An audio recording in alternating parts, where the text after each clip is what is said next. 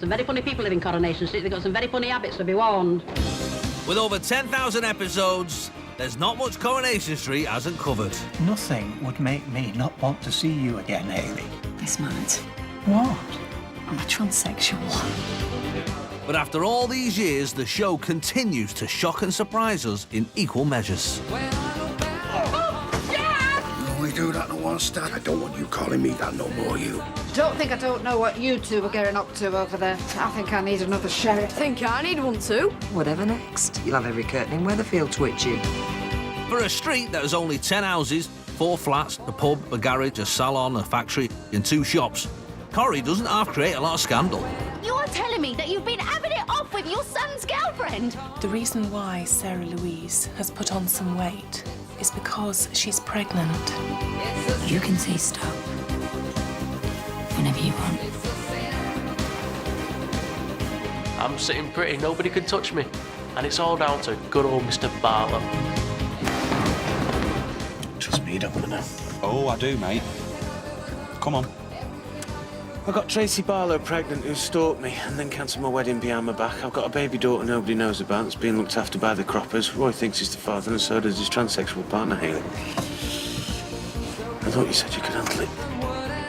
And if impropriety is your cup of tea, then you're in for a treat as we join the curtain twitchers and take a peek into Coronation Street scandals.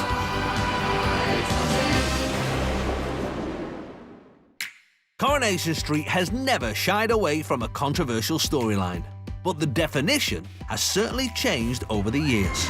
Back in 1968, controversy was Emily Nugent's dalliance with Hungarian Miklos Sadic, slow dancing in the parlour when they were both unmarried. I was trying to make you feel at home, that's all.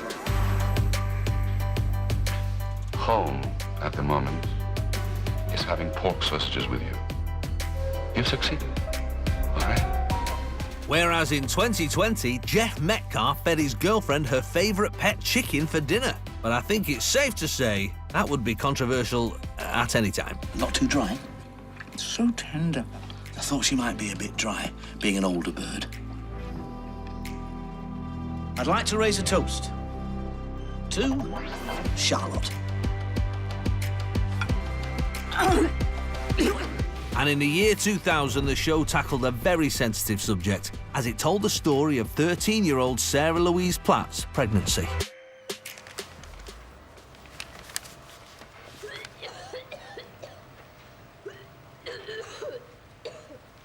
Dear God, no.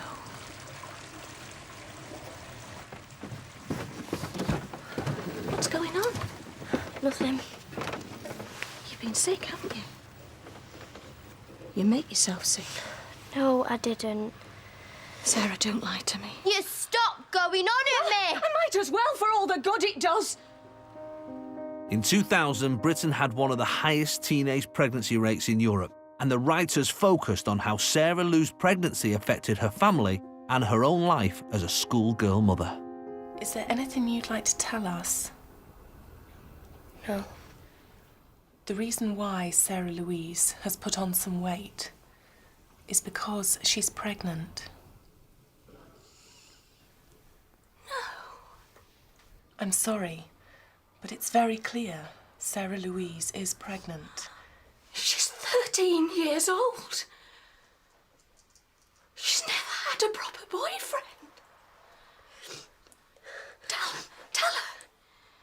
Tell her there's a mistake. Sarah Lou, look at me. Please. Please tell me it's not true.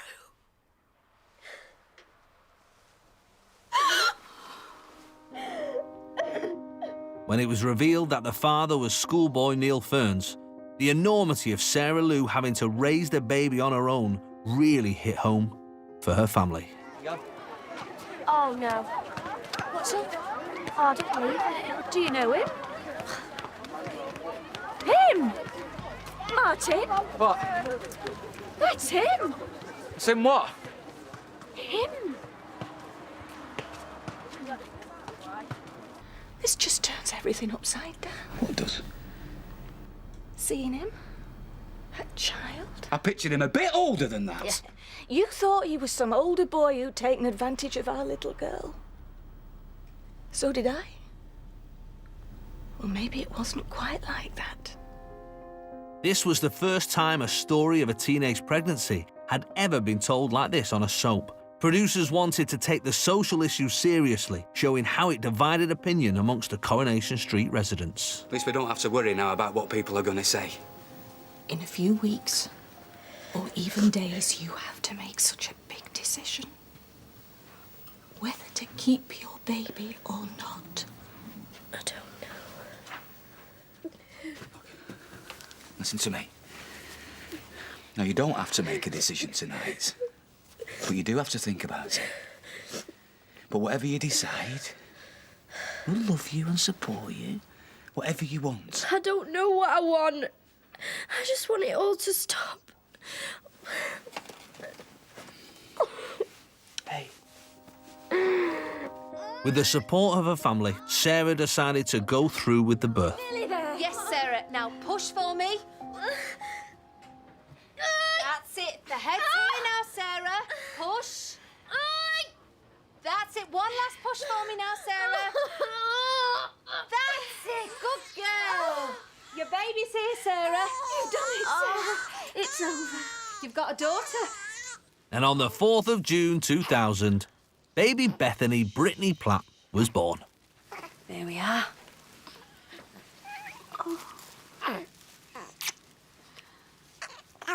She's beautiful, Sarah. And she was raised by Sarah as a single mum. The plot won the Soap Award for Best Storyline and was even praised by the government for taking a tough social issue and tackling it head-on. Little Baba. From a big surprise for Sarah Lou to a schoolteacher biting off more than he can chew, as we look at a scandal that ultimately led to John State losing his job, his wife, and eventually his life. Do you know, I think I laughed more when I was with you than I have in the rest of my life put together. That's the thing with us. We just sort of got each other, didn't we, from the start? Schoolteacher John was the boyfriend of Fizz Brown, but in 2007, viewers were shocked when he went behind Fizz's back and started a scandalous affair, sleeping with schoolgirl Rosie Webster. One day, you'll realise how gorgeous you are. Well then.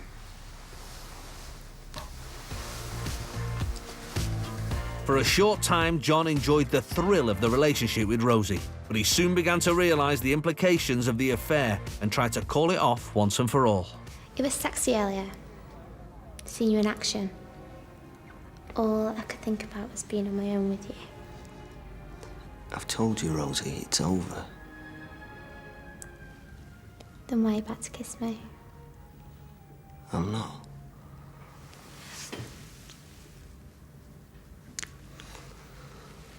Liar.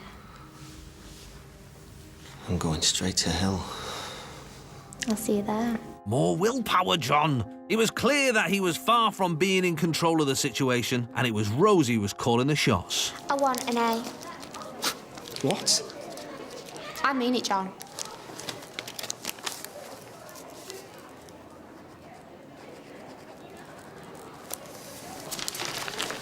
There, can you see that's been altered? C to a B is much easier. No, it's fine. I'll see you later. The affair reached a key stage when John couldn't do basic gift exchanging, and Fizz and Rosie ended up with the wrong Christmas presents. Oh, John. Perhaps they won't notice.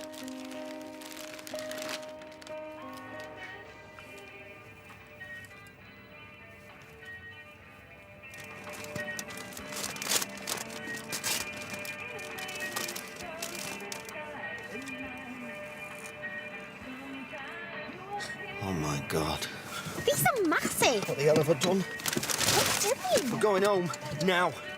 I go into my bedroom this morning and I find that. Under the bed, not my size, not my style, hidden. Fizz assumed that Sally, his part-time student, was the one John was having the affair with. Boy, were they both in for a big surprise. Fizz? Fizz? If John is seeing somebody, Fizz, then I'm sorry, but it's nobody's business but yours. He teaches me A-level English, Fizz. We're friends, nothing more. Well, if it's not you, then who is it?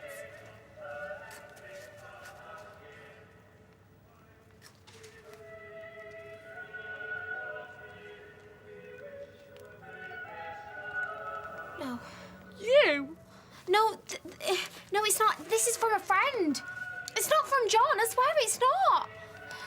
Rosa, no one said it was.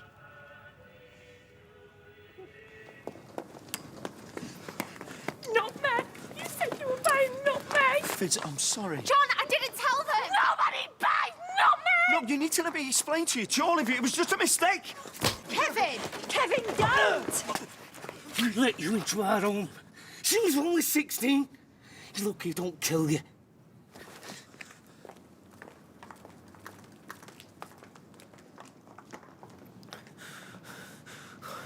It wasn't my fault. I kept trying to tell her, but she wouldn't listen to me. We can have kids. You don't have to end like this. Happy Christmas, love. Nobody buys nutmeg, John. Rookie mistake. After this, you'd think John would have learnt his lesson, but in actual fact, it was the beginning of a string of events that led to his downfall. Still to come, the jig is up for Danny and Leanne. You know, if you don't tell him, I will. Shut up, Carol! Tell me! With affairs aplenty in the Baldwin clan. What's it? He's got a key.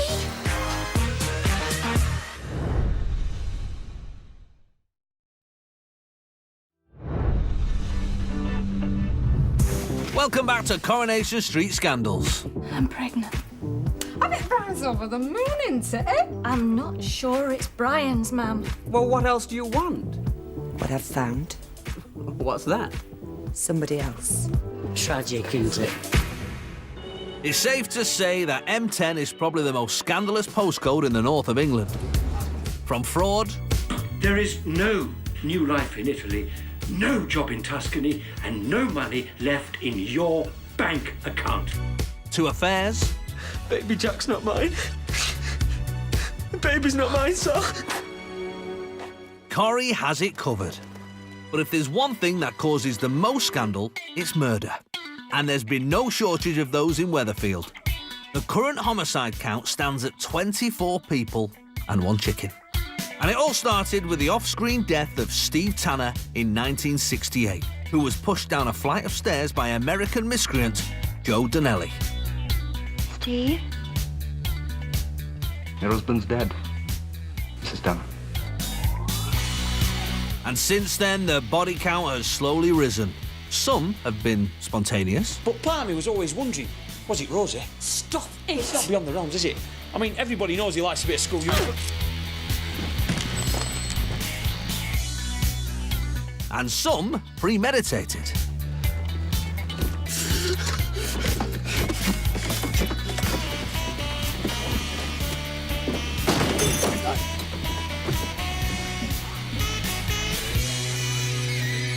And in 2014, Weatherfield had a whodunit that involved no less than 4 suspects. The Who Killed Tina storyline gets an honourable mention as it caused scandal on the street, keeping residents and viewers guessing as to who pushed Tina off a balcony. After it was revealed that Tina McIntyre would be murdered, the viewers were given 4 suspects, each with their own reasons for wanting her dead. Peter Barlow had been having an affair with Tina behind fiancée Carla's back, whereas Tracy Barlow and Rob Donovan's criminal activities were about to be exposed by her. But who was behind the murder? Everyone in the street was pointing the finger. Your mistress is dead. And I know I didn't push her, so the only other person I can think of at the dinner was you. Oh, yeah. But it wasn't until the night of her death that the real killer was revealed to be Carla's brother, Rob Donovan. You'll die, Gobby, too. Peter Barlow was initially arrested and imprisoned for the murder. You can't do this! You can't do this! But Rob couldn't cope with the guilt and ended up confessing to Carla before going on the run. Eventually, it was his fiancée Tracy Barlow who turned him into the police.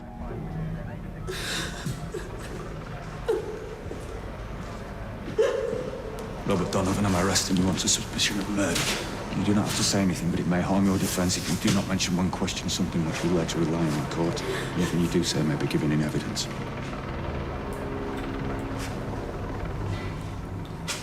I didn't have a choice. So there we have it.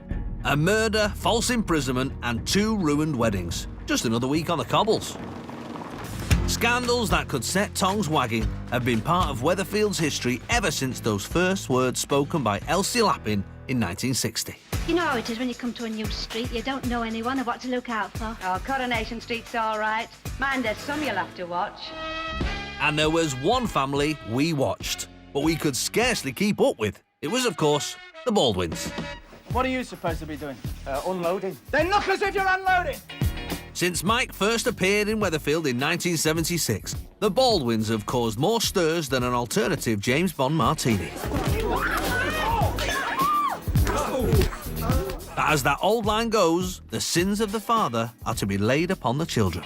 To the Baldwin clan. Well, that's never been more relevant than with Danny and Jamie Baldwin. Smooth talker Danny first appeared on the cobbles in 2004 to help his Uncle Mike run Underworld. Righto, girls. Knickers down. Let's chat. Never one to shy away from the spotlight, Danny ruffled a fair few feathers on the street. Oh, he hit me! It was an accident. Accident? You shoved me. What? Look, action replay. You shoved me. I bounced off the car, sprung forward, my fist caught your face. Total accident. This is German steel, mate. It's very springy. But it was his equally springy affair with his son's girlfriend, Leanne Battersby, that sent shockwaves through Weatherfield and tore his family apart. Your son. Oh, don't answer it, Leanne, please. Hi, babe. What am I doing? Not a lot, really. To be honest, I'm a little bit bored. But how do you keep an affair with your son's girlfriend's secret? Short answer, you don't. As Danny soon discovered when his wife, Frankie, picked up Leanne's phone. Oh, I can barely watch. Oh, good of you to answer, Lee. Thanks a lot, babe. I mean, here I am on my own. I've got the champagne on ice. I'm ready to rock. And I'll take it from the silent treatment. You want me to beg? Well, you know me better than that, don't you? Who sent Leanne? It's me. Although Frankie couldn't forgive Danny, she agreed to keep the affair from Jamie. That is until Danny's ex-wife and Jamie's mum turned up and the masquerade came crashing down quicker than you could say, well, that's not how your father did it.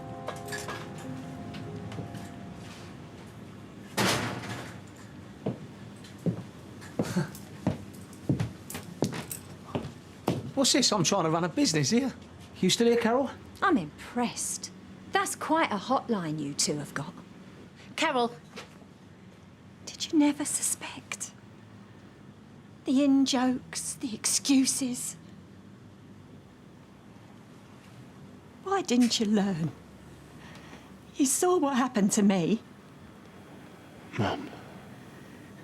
Ask your father. I ain't playing games with you, Carol. Pack it in! What's going on? Nothing. Nothing. It's all in the past, son. You don't need to know. Dad. You know, if you don't tell him, I will. Shut up, Carol! Tell me what? You just get out! Get out! Tell him! Tell me!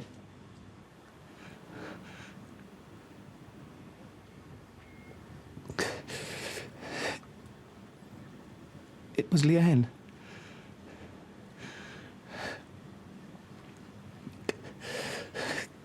The person I've been seeing's Leanne. But more was to come, if you can believe it, as Frankie and Jamie then set out on their own affair. Yeah, you heard that right. Frankie began an affair with her stepson. Oh, blimey. I love you, Frankie. And it's killing me. Don't, Jamie. I think it's killing you too.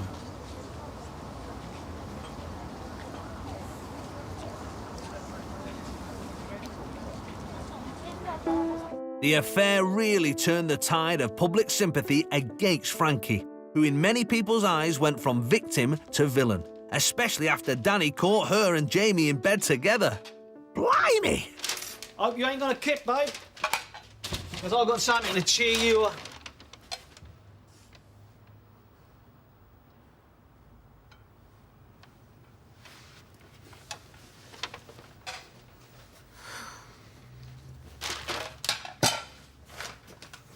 Dad, What was that? Darling, I'm sorry. This was the last thing I wanted to happen. tell you.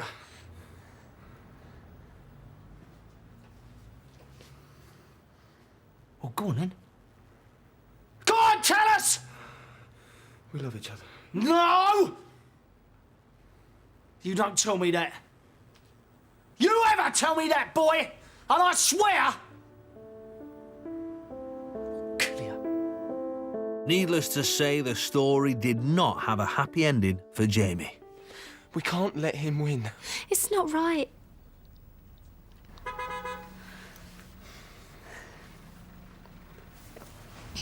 Right. Go on, then. Go. If you're going, go. What are you waiting for?